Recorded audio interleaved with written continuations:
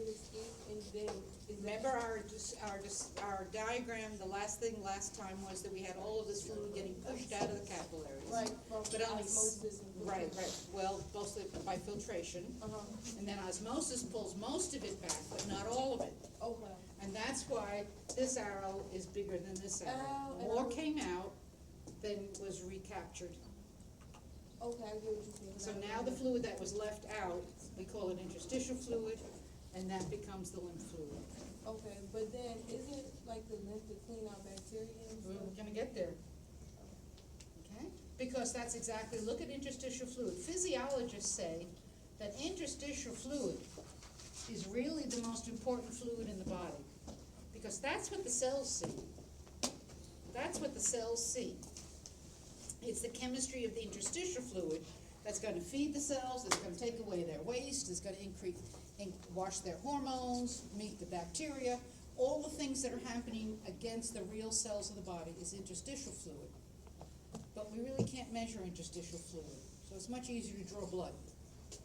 You realize though, when we look at blood chemistry, we're really getting an indirect picture of what's happening to the body. But that's a lot easier to draw blood than it is to go in for interstitial fluid.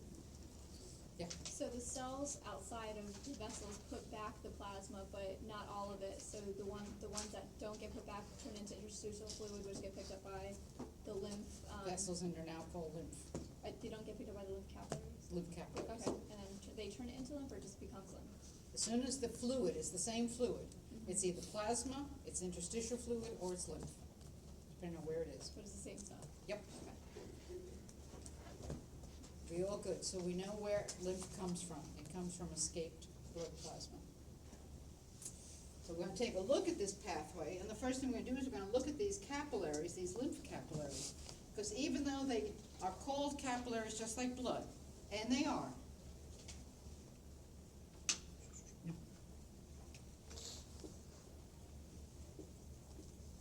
lymph capillary versus a blood capillary. Now, we know that a blood capillary is simple squamous epithelium. Sure enough, so is a lymph capillary. Simple squamous epithelium. But the neat thing is the difference in how the cells are lined up. In a blood capillary, we know that they make a tube. And a lymph capillary's job is to allow things to go in and out. So its function is exchange. Right? Haven't told you anything new about blood capillaries. Blood capillary is a tube of simple squamous epithelium, lots of exchange. In a lymph capillary, this is so genius.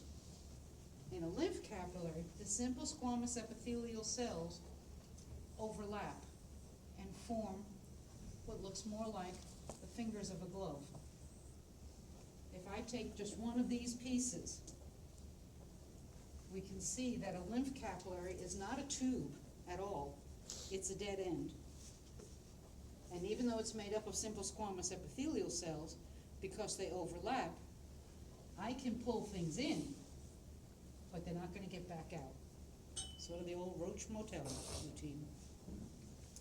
Okay? If a molecule can get in, but if he tries to get out, the cells close up and he can't get out. So the function of a lymph capillary is not exchange. The function of a lymph capillary is to collect. Things come in, they can't get back out. The other thing that's neat about a lymph capillary is that he's pretty flexible in terms of things getting in. So fairly large molecules can get in here, but you're pretty size restricted here. So for example, blood proteins, once they've gotten out, can return to a blood capillary. If they've been forced out, and we're going to learn that one of the things that happens during an infection or an inflammation is that your capillaries become more leaky. So a lot of times those blood proteins do leave the bloodstream, but they can't get back. They're too big and bulky. But that same molecule over here can find its way in. And so not only are we going to collect escaped plasma, we're also going to collect escaped blood proteins.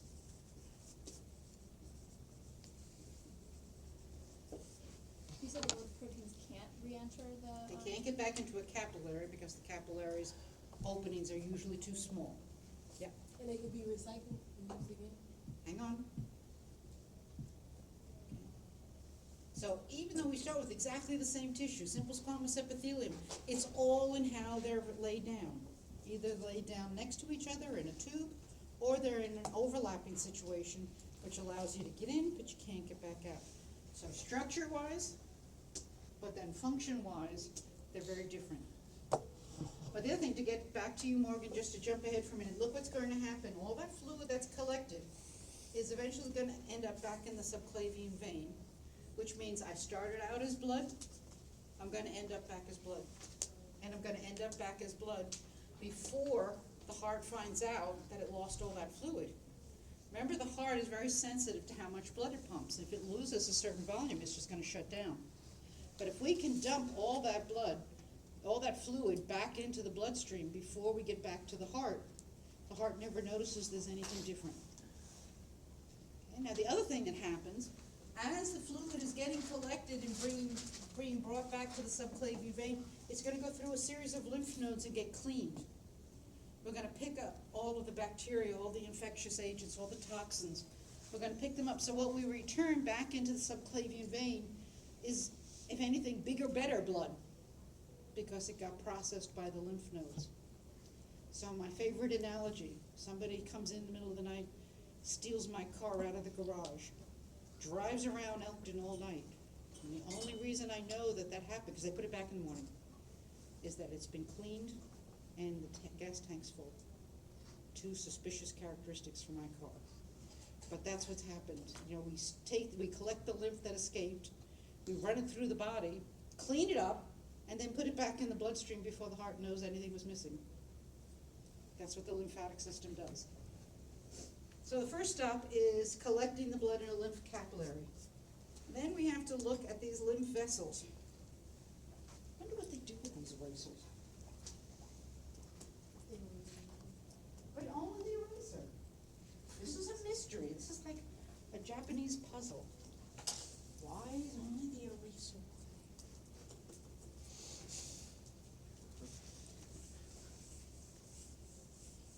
So once we've created lymph, because we've filtered and we've had escaped plasma that became interstitial fluid. So we've created lymph, we've collected it in a lymph capillary, and all of those lymph capillaries are eventually going to drain into a lymph vessel.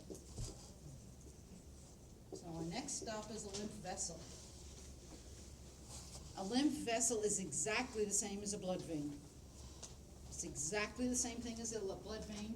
It has 3 layers.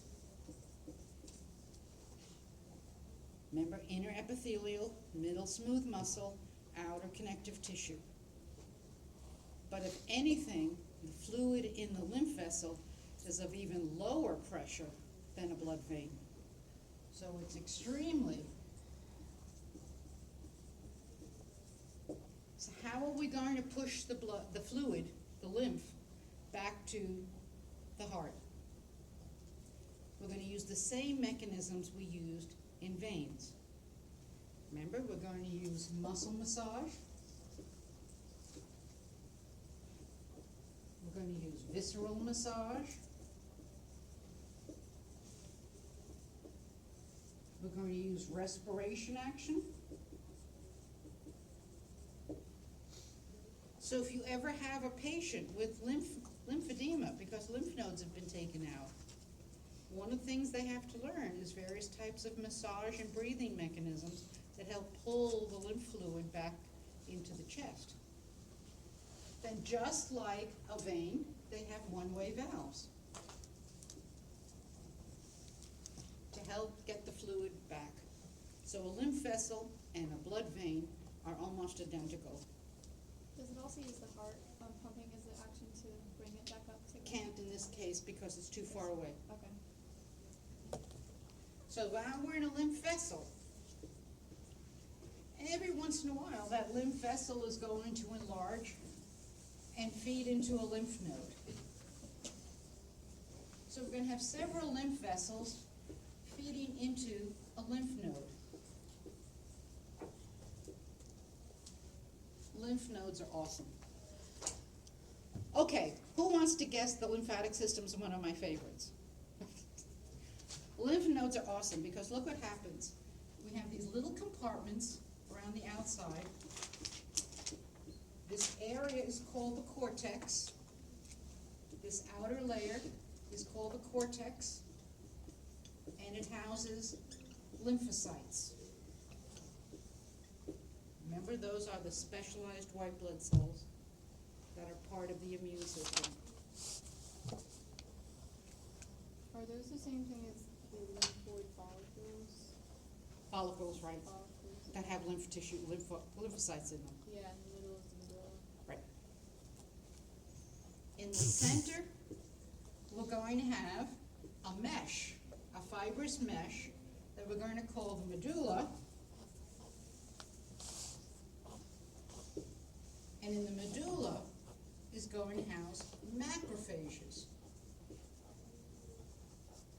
So just in case anybody remembers the adrenal, it's the same thing. Medulla means middle, cortex means the outside.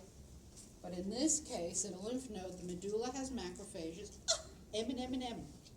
Middle medulla macrophages, kind of thing. And then the outside, the cortex, is going to have lymphocytes. So look at how this works, because it's, have I said awesome enough times yet tonight? Okay, awesome. Here comes the fluid in from the various lymph vessels. The first thing they're going to do is they're going to go into the medulla area, where they're going to meet the macrophages. Remember, macrophages are general phagocytes. They're going to pick through all the stuff that the lymph fluid brought in. Macrophages are general phagocytes. Some of them they'll simply eat and destroy, and then they send the fluid on out to another vessel. But some of them, they're going to say, oh, you need to see a specialist. And they're going to send that material out to the lymphocytes out in the periphery. If this isn't just like an emergency room, where everybody comes in and somebody triages, the macrophage triages what the lymph fluid brought in. Okay, I'll pick you over, I'll pick you over, I'll take care of you, here's a Band-Aid, here's an aspirin, go away. Kind of thing. Oh, you need x-rays, you need to see a surgeon, kind of thing. And that's what's happening here. So a lymph node is the perfect model for a first aid station. You have the triage person in the general phagocytes in the medulla, and then you have the lymphocytes in the periphery if they're involved. Now, if any of you have ever worked with a specialist, you know that the one thing that really makes their day is to ask them something about their work, because nobody ever talks to them, they're so excited. So if a lymphocyte gets activated, somebody sends him a case, an interesting case, he's going to get very excited, and he's going to make lots of copies of himself. So we're going to get lots of lymphocytes. So in the cortex, the lymphocytes are going to make more lymphocytes.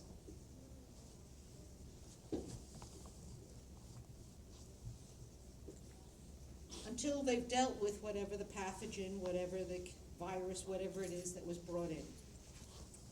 But that's why sometimes when we have an infection, our lymph nodes swell up, because they're busy making copies of them, of the lymphocytes.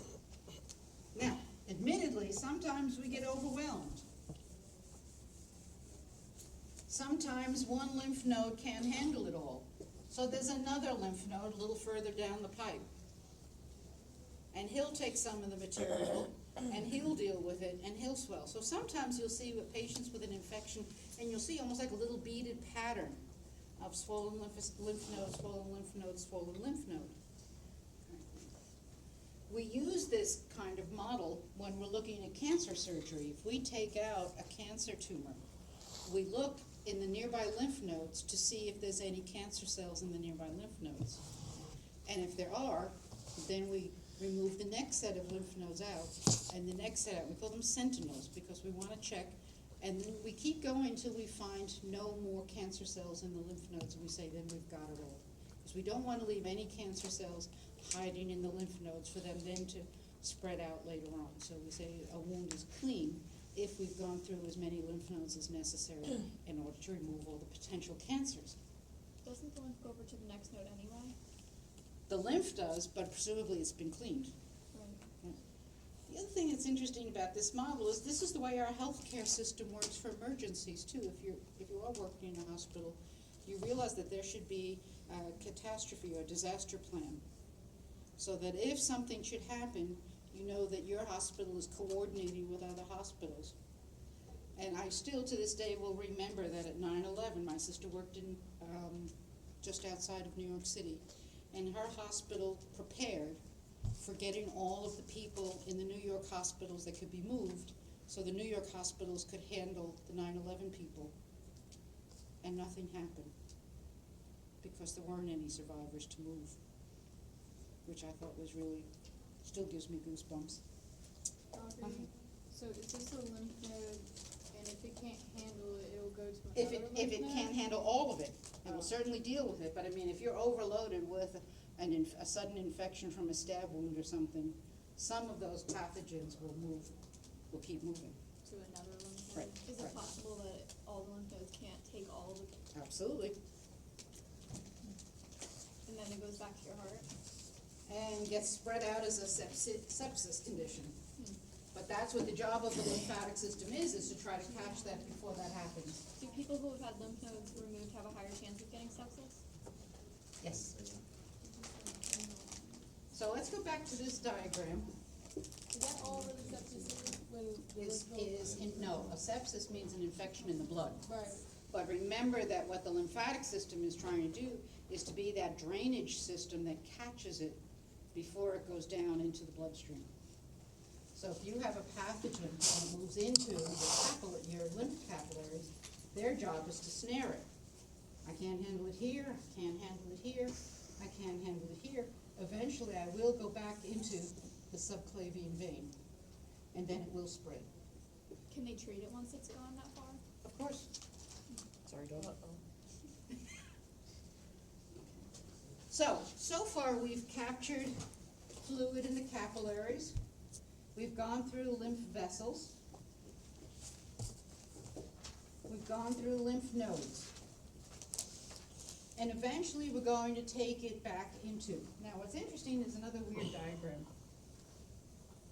This is not a person in lymphedema, this is just my version of a person. Okay? Okay, divide the person into 8 o'clock. Looks like gumbo or whatever. Divide the person into 8 o'clock.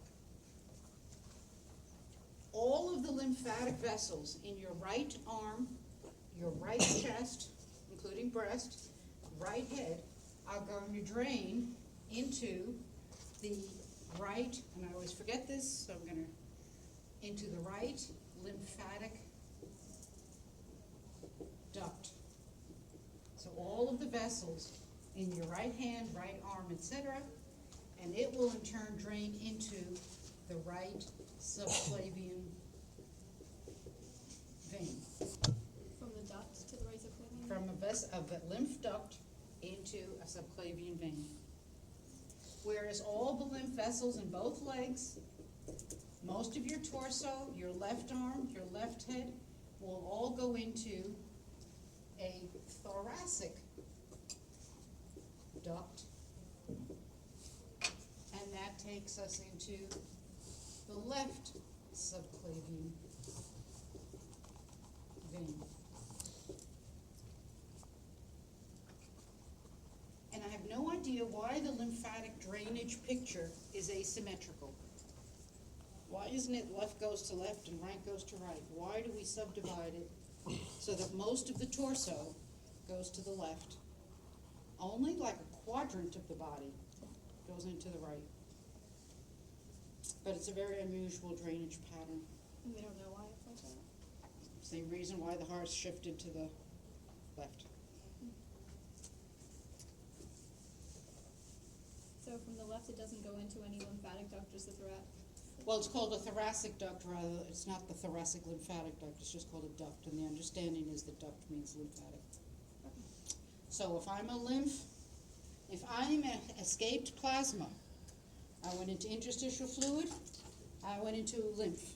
I'm in a lymph capillary, a lymph vessel, node, vessel, a couple of times, and then I will eventually end up in a duct, and then I will eventually end up back in a subclavian vein. And that's basically your origin and the pathway of lymph fluid. Now, we've talked about a lymph node. The other thing we have to talk about are lymph organs. And one from ancient history, months ago, pages ago, is the thymus. The thymus is considered part of the lymphatic system. Remember, the thymus is the gland that's right at the base of your neck. He's going to produce the hormone thymosin. And thymosin's job is to take new lymphocytes from the bone marrow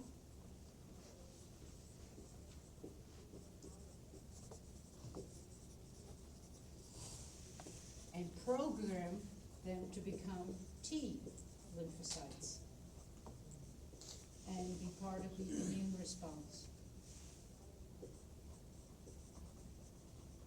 Okay, the job of thymosin is to take new lymphocytes fresh from the bone marrow, because remember, that's where all white blood cells are made. When that blood passes through the thymus, we're going to program some of the lymphocytes to become T lymphocytes, and we'll find out when we get back that T lymphocytes activate your immune response. So every once in a while you hear of a child being born without an immune response.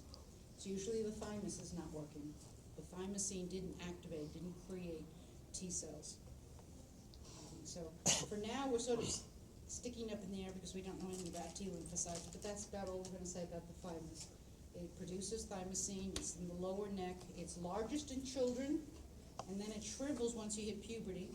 By the time you're 30, it's just a fibrous knot.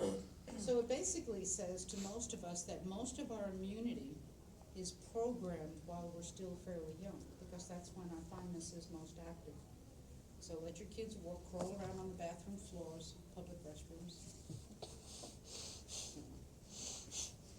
etc. It turns into what? What turns into a fibrous knot, just a little cord of connective tissue. Okay, so one organ that we have to worry about is the thymus. Another organ to worry about is our old friend, the spleen. Remember our spleen. What's the blood vessel going into the spleen? Better be a splenic artery. Who comes out? A splenic vein. Where does he go? He better go to the hepatic portal vein. Okay, but let's take a look at a spleen for a second. First off, on the outside, it's made up of reticular connective tissue. That was a very unusual type of connective tissue. That's the kind, it's not fibrous. It's more like those red mesh bags that onions come in. Type thing. It's reticular means more of a mesh. So right away we know the spleen is physically fairly delicate. It doesn't have that tough, leathery connective tissue around it. It's just a mesh. Secondly, what we're going to find is that there's little compartments on the outside, but be careful. This is red pulp. And red pulp has macrophages. In the center of the spleen, we have lymphocytes. And an area that we call white pulp.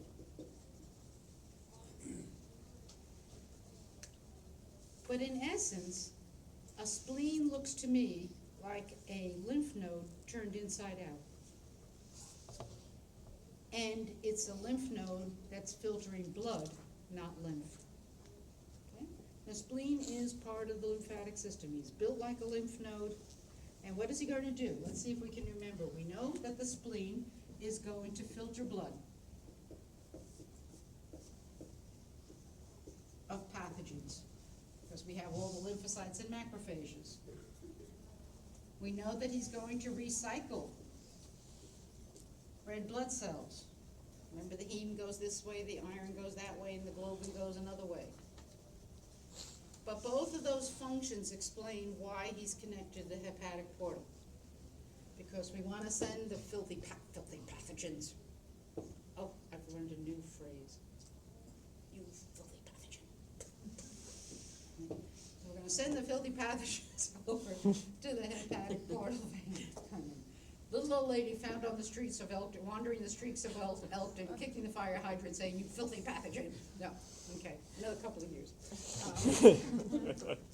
Filtering blood pathogens, and we're getting recycling the red blood cells. We can see why that blood has to go to the liver. So that's why we've linked it up to the hepatic portal system. The third function of the spleen, though, is it's a blood reservoir. During times of hemorrhaging, the spleen will constrict and send out another 200 milliliters of blood. That's enough to get you going for a while. That's enough to keep you going for a little while. So the spleen has a couple of functions, but it is essentially built just like a lymph node turned inside out. Spleen It constricts and does what? sends out some of the blood because it has a lot of blood running through it, but if I squeeze it, then all that blood that's running through will get pushed out. And the third thing is called the mold system. The mold system stands for mucosa associated lymphatic tissue. This is another lymph organ. Right, this is another organ of the lymphatic system. So we have thymus, we have a spleen, and we have the mold system. You know most of the mold system. Clusters of lymph nodes are called tonsils. Clusters of lymph nodes are called tonsils. So the first part of the mold system is going to be your adenoids, or your pharyngeal tonsils. I don't know why they're always plural, because it's only one. It's one great big lymph node that basically sits behind the bridge of your nose. Okay? The pharyngeal or adenoid tonsils are a large cluster of lymph nodes that sit together just behind, above, in the back of your nasal cavity, just above your pharynx. Then we're going to have the palatine tonsils. And we all know where those are, because those are the ones when you look in the back of someone's mouth and they go, ah, ah, ah, kind of thing. You can see them hanging down from the top if they're still there. They hang off the palate or roof of your mouth. So we have those tonsils. Then when we come down a little bit further, we have sublingual tonsils. Sublingual tonsils are exactly where they say they are. They're the ones that go, oh, my glands are swollen, kind of thing, and they're right underneath your mandible. So in the neck, like. Right underneath your mandible. Then we go for a while before we get to the next. These are all molds. These are all parts of the mold system. And we get something called Peyer's patches. And Peyer's patches are tonsils or clusters of lymph nodes that line the small intestines.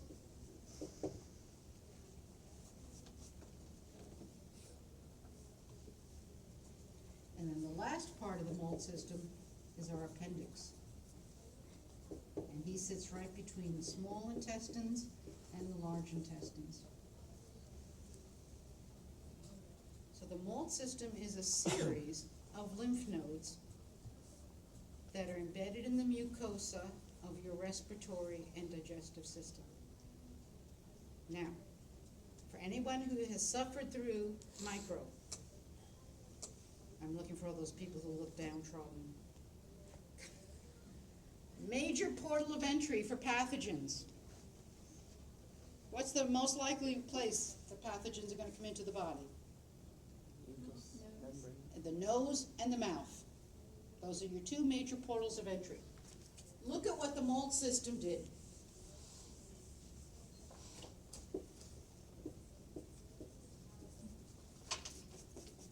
I put tonsils, tonsils, tonsils, making great big circles around the two major portals of entry. If you were to inhale or ingest anything that isn't sterile, there's a good chance that if it sticks to the mucosa lining of your nose or mouth, I think it's going to be absorbed right into the mold system and they'll take care of it. The mold system is basically a series of sentry posts that line the two major portals of entry. Now, Peyer's patches, if it gets past all of these guys and down into your intestines, remember the small intestines is where we absorb most of our food.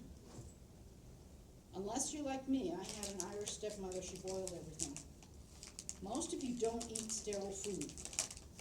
Most of you have food that has some pathogens still in it. So when they get absorbed, who's there to meet them? Da, da, da, da, da. The Peyer's patches. So they're going to help catch when you absorb food that has some pathogens or toxins still associated with it. So the question is, what about the appendix? He's sitting there right between the small and the large intestines, and we often wonder, people are still hypothesizing functions for the appendix, but who's living in the, yeah, How do you spell number one? how do I spell number one? Adenoids, A-D-E-N, Those are the ones behind the nose, right? Or the right, behind the nose. Right. What if you get People them used out? to have that, I was gonna say, people used to have them out because you snored, and they would say, and then, yeah, same thing with your palatine Right, I tonsils. got my tonsils out over the summer. So like, You just- so you it have- just goes to the next one, like if Right. the next one for next year? Right, you hope your Peyer's patches are good, or your sublinguals. But that's always a balance nowadays. Now that we know more about medicine, any treatment you have to decide, is the condition I'm fixing worse than the condition I might be creating? So, and also, once you're mature, I think you've got enough of an immune system that they probably figure you'll be pretty good. But same thing as a person having their spleen taken out, or as we'll see in a minute, their appendix taken out.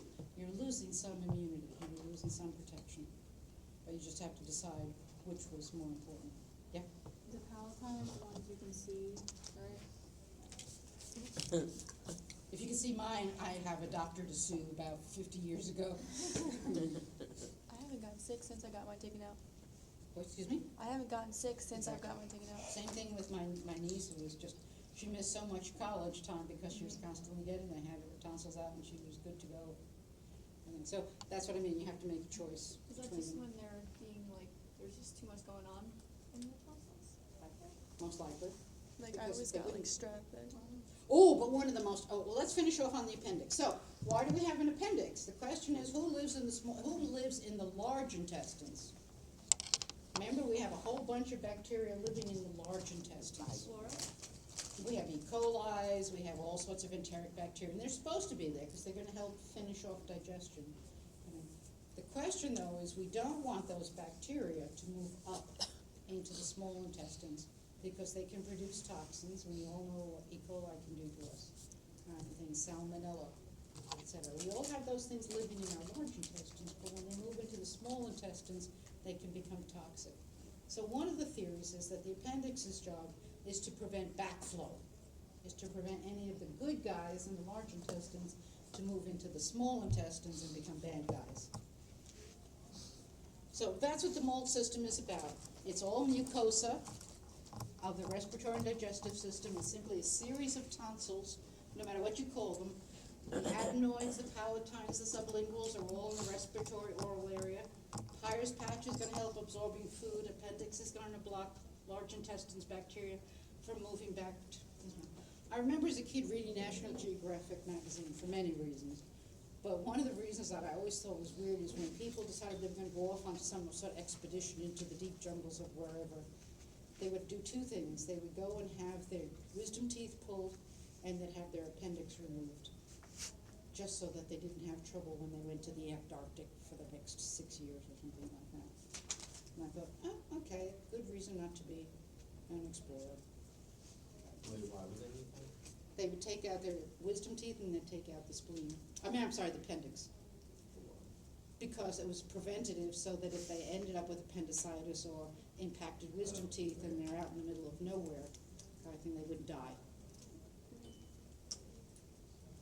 I, being the chicken that I am, Okay, so let's finish off the lymphatic system by simply reviewing.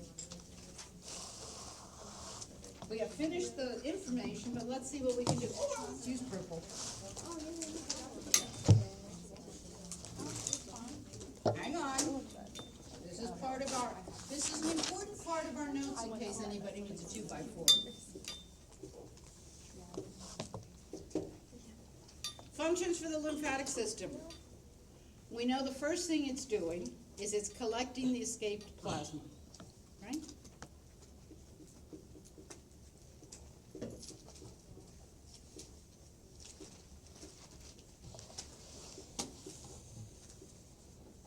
Way back, capillary, remember, escaped plasma becomes interstitial fluid, becomes lymph. Sometimes during an infection or an inflammation, the capillaries become super leaky, so what we also lose is some of our blood proteins. So they have to come back to the bloodstream through the lymphatic system. Would you sit down? And these are the blood proteins that escaped from where? From the capillaries. Third thing, we know that as the fluid is running through the vessels and the nodes and the vessels and the nodes, it's getting filtered. Can you say what number 2 was again? We're collecting and recycling the blood proteins. Remember our diagram of capillary exchange?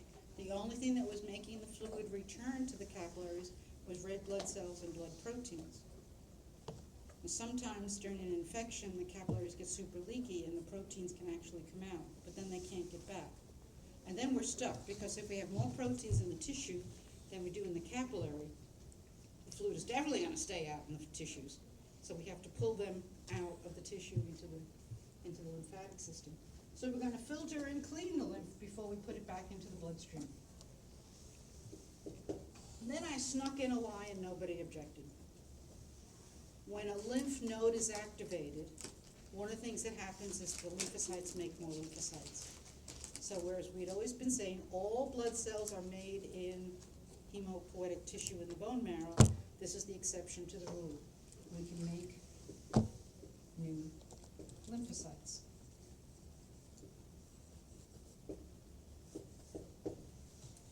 The fifth one is related but totally unrelated. Oh, love that. When we absorb amino acids in the small intestines, they go into the mesenteric arteries, veins. When we absorb carbohydrates from the small intestines, it goes into the mesenteric blood vessels. But when we absorb fats, the molecules are too big to get into the blood capillaries to go into the mesenteric vessels. So what kind of vessels are going to accept larger molecules? Lymph vessels. So what's going to happen is we're going to absorb fats from the small intestines into lymph capillaries. And those lymph capillaries are called lacteals.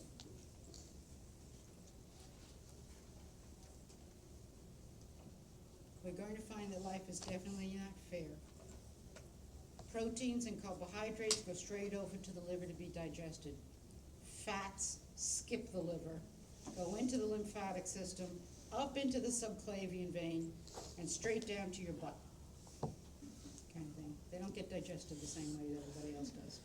So there's our 5 functions. It's pretty much a review. We start with capillary exchange, creating escaped plasma, nature of blood capillaries versus lymph capillaries, the structure of a lymph node, and then this one has nothing to do with anybody else but. Okay? Voila, line across the page, we're finished with our stuff for the exam. Can you say for number 4, you said it was an exception? What is it? Remember we said all blood cells are made where? Except, this is the exception. Okay, exam is ready to go tomorrow sometime. I'll put it over in the testing center. You do not need any kind of an appointment, but you do need an ID, And they would really appreciate it if you showed up at least an hour before closing time to take it, otherwise they will be unhappy with you. Hmm? 9 o'clock on Thursday. How about a Wednesday? It closes at 9 o'clock, you sound like you know this from I bitter check. experience. Well, I just checked, but like today. Okay. They close at 4 on Remember, we're closed next Friday, not this Friday, but St. Patrick's Day, we're celebrating no, I don't know why they close next Friday, but the college is open. The only thing that happens during spring break is there are no classes. So the library is open, advising is open, all sorts of other things are still open. The only thing that is not happening is there's no classes. Except on Friday of spring break, the whole college is closed. So, So are you collecting it next Wednesday or? I am collecting it Thursday at noon. Oh, okay. Collecting it on Thursday at noon. Okay? Yes, sir. Did you say we could come take it with you two? Is that what you did? Yes, but you have to let me know when you're coming in, because there are some days, for example, I have to be up at STEM at Elton High School for a couple of days. Do you know which days will be here, like, Nope. we ask you? Honestly, it's gonna depend on the weather. Aren't we supposed to get inches? Of what? I don't listen to all that crap. I don't listen either. I No. That's a I just know four-letter the word. weather during spring break is usually miserable. So let's go back. Did we do this list already? No. You put a list over there. I did, the same list. Is it the same exact list? Okay. The exam list, right? Yeah, I did the Yeah, exam it was list. over there, but I mean. Okay, the only thing that we had to add to was the lymphatic system, I think. Do we have, check your notes. So the last two classes, basically?